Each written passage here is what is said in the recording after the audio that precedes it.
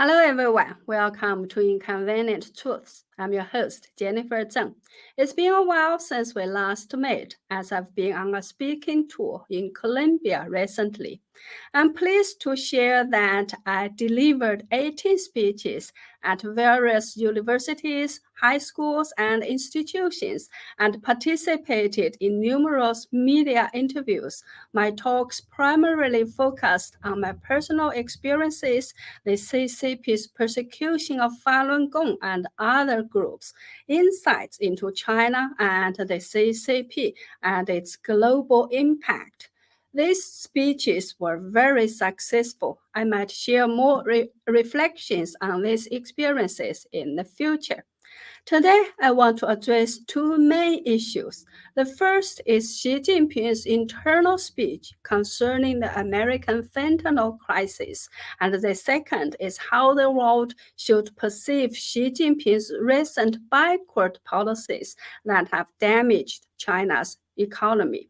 Is he incredibly foolish, or has the world misunderstood him? Understanding this is vital for us to develop effective strategies to respond to the CCP going forward. So please make sure to watch this episode till the end. Recently, during U.S. Secretary of State Blinken's visit to China, the CCP deliberately arranged for him to meet with the Minister of Public Security, Wang Xiaohong. Typically, there's little overlap between the roles of the U.S. Secretary of State and the CCP's Minister of Public Security. However, it is believed that this meeting was sought by the U.S. to tackle the issue of fentanyl, which is poisoning America, originating from China. We've previously discussed how the CCP's rise is closely related to the production and trafficking of drugs, and how using drugs to undermine Americans' health and reduce U.S. power is part of the CCP's strategy of unrestricted warfare. How could they then be expected to assist the U.S. in combating fentanyl smuggling?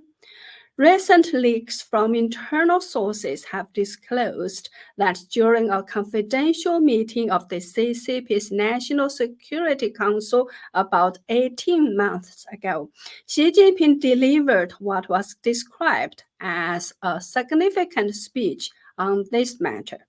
Xi Jinping stated that historically Western powers initiated the Opium Wars, weaponizing drugs to transform the Chinese into the Sigma of the East Asia.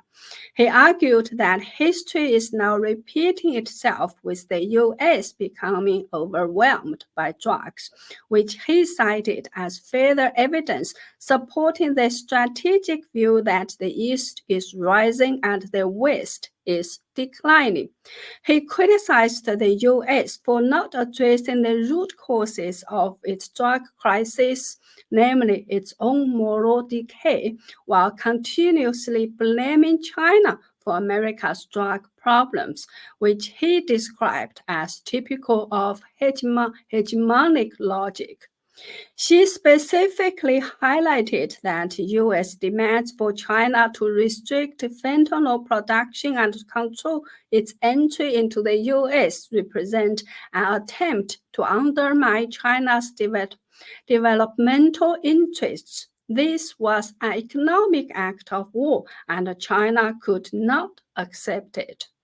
In line with Xi Jinping's directives, Wang Xiaohong was appointed to oversee the relevant governmental departments tasked with bolstering the production of fentanyl and expanding the channel for fentanyl's direct or indirect export to the U.S. During an internal meeting at the Ministry of Public Security, Wang Xiaohong instructed the relevant departments to consider the production and export of fentanyl as an integral part of the strategic and unrestricted warfare against the United States. The above information was revealed by Yuan Hongbin, a former professor at Peking University, now living in Australia, and I think the reliability of this information to be quite high from all points of view. That's why I'm sharing it here. On January 30th, and February 1st this year, we dedicated 2 episodes of our program to a theory. The CCP deliberately undermines the economy to maintain its power. The basic points are industrial civilization and dictatorship are incompatible, and over the past decade, the CCP has consistently chosen the wrong solutions to major economic challenges. According to probability theory, the likelihood of making the wrong choice every time, if it were due to a lack of knowledge, is virtually zero. This suggests that the CCP is aware of the effective strategies to boost the economy, but intentionally opts for unsuccessful ones. Recently, this theory has been further validated from another perspective. It argues that Xi Jinping's pursuit of a dictatorship needs national isolation, as the two concepts are inherently aligned. However, by the time Xi Jinping assumed leadership, 35 years of reform and opening up had already significantly opened China to the world, creating a powerful momentum that was hard to reverse. Reversing this trend would pose significant challenges and risks for Xi Jinping. The core outcomes of Deng Xiaoping's reforms were twofold: the flourishing of the private sector and extensive trade and cooperation with the international community led by the United States. To reverse these gains, Xi Jinping would need to directly target these key achievements. Consequently, we observed that within China, Xi Jinping began by promoting state enterprises at the expense of private ones, progressively tightening the screws. This approach deteriorated the operating environment for private businesses, severely limited the growth opportunities for the private sector, and led to extensive confiscation of private assets. This severely threatened the existence and freedom of private entrepreneurs, effectively bringing the development of the market economy, primarily driven by private enterprises, to a sudden stop.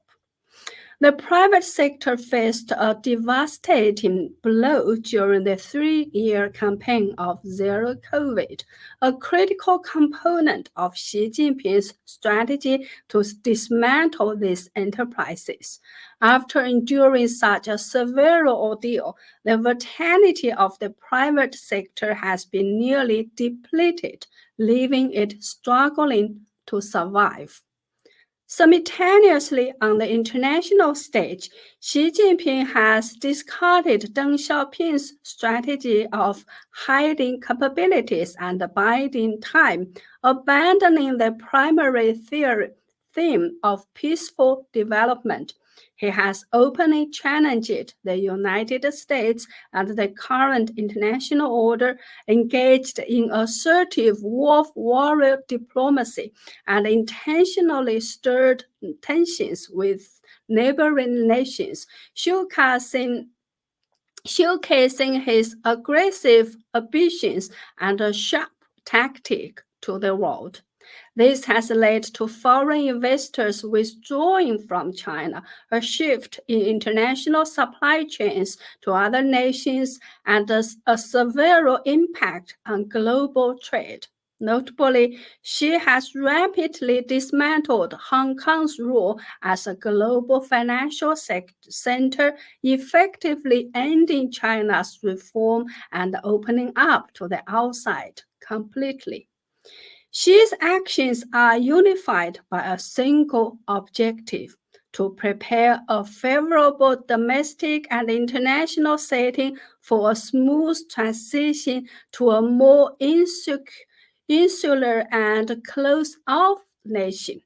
She is acutely aware of the significant risks involved in abruptly halting the reform and opening up policy given its strong momentum.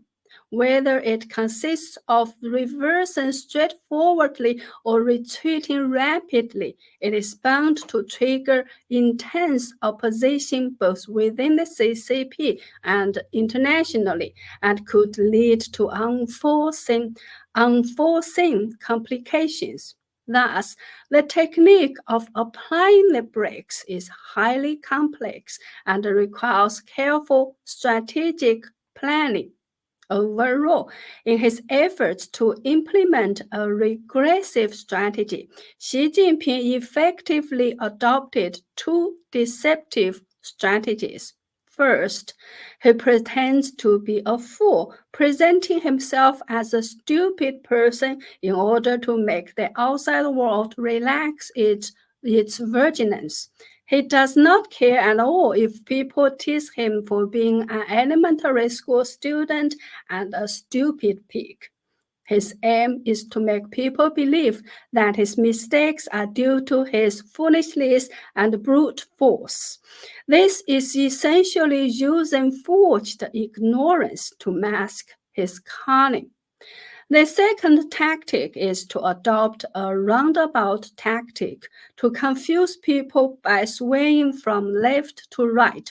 That is why he never drives in a straight line in reverse, but meanders but meanders like a snake. Sometimes he even adopts a self-contradictory tactic by taking a big step backward and then posing as if he's moving forward so as to confuse the outside world.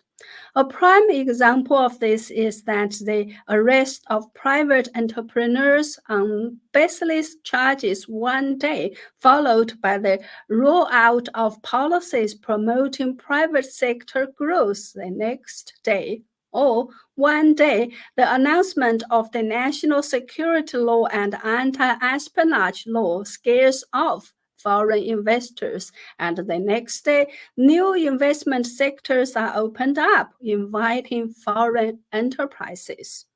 The two deceptive schemes mentioned above are meant to cover up Xi's path of restoration so that it is not too blatant and can facilitate his reversal of the course.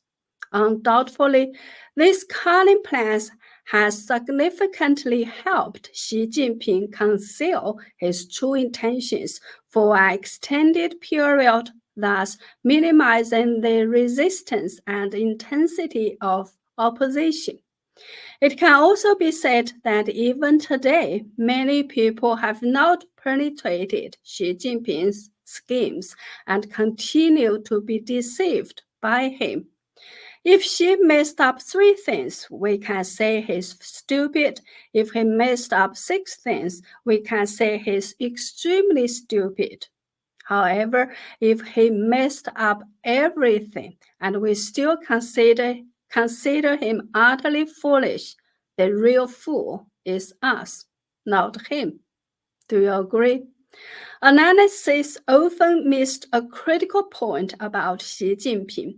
He has turned every aspect of reform and opening up into a complete disaster. Achieving such chaos requires careful planning and robust measures. His sabotage is precisely aimed and clearly targeted, swiftly destroying the gains and reform and opening up. Conversely, in areas like centralization, dictatorship, power preservation, maintaining stability, and eliminating political rivals, he outshines everyone. He has never left a task unfinished or made a mistake, performing far better than his internal party competitors.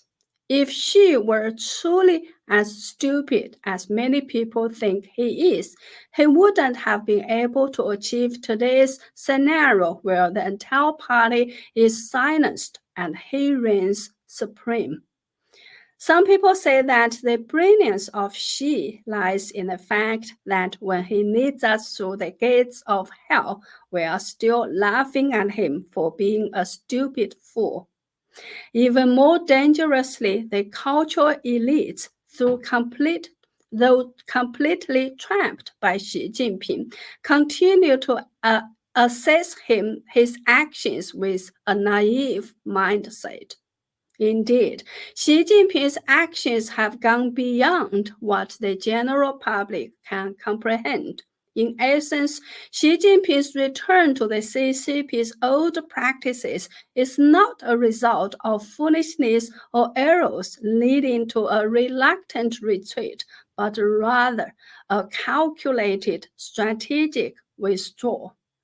It is a basic historic fact that all autocratic regimes in modern history, including all existing autocratic states, are products of the agrarian civilization. In the century-long history of the CCP, from the founding of the party to the establishment of its government, what it has established is the darkest jungle society of our time.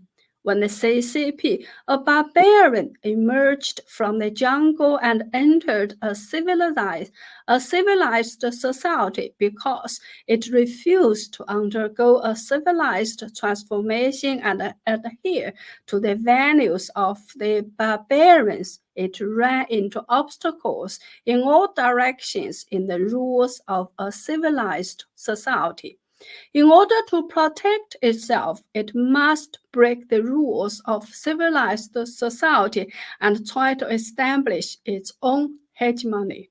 If their dream of hegemony is shattered, they will withdraw from civilization and re-enter the jungle society they are familiar with and accustomed to. Deng Xiaoping's reforms were merely attempts to use the vitality of capitalism to rejuvenate his barren lands, primarily aiming to harness economic growth to secure a lasting wealth of resources for the regime.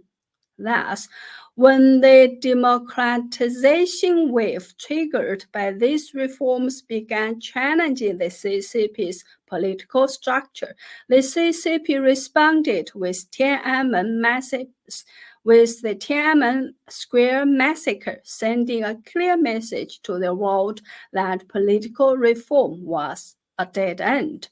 In the meantime, the CCP exploited its political monopoly to capture 99% of the benefits from the reforms and opening up.